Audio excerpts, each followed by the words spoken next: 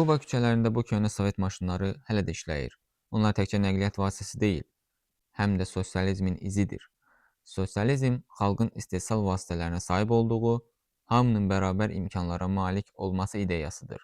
Nə çox varlı, nə çox kasıb ola bilmərsən. Əslində olan. Hazırda dünyada 5 sosialist ölkə mövcuddur. Çin. Siyasi sistemi sosialistdir. Ölkəni Çin Komünist Partiyası idarə edir. Amma iqtisadiyyatın bir hissəsi bazar qaydaları ilə işləyir. Dünyanın ən böyük istehsal gücüdür. Kuba. Paytaxtı Havana olan bu ölkə Fidel Castro rəhbərliyində inqilabdan sonra ABŞ-la əlaqələri pozdu. Buna baxmayaraq, Kuba səhiyyə və təhsil sisteminə görə Latın Amerikasında ən yüksək səviyyədədir.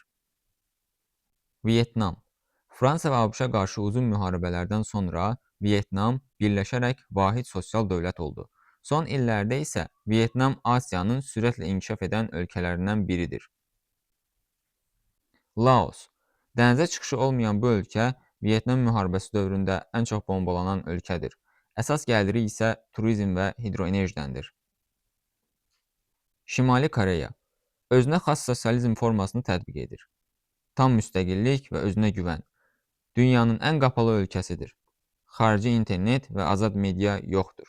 Və bu ölkələr haqqında bildiyiniz maraqlı məlumatları kommentlərdə qeyd edin.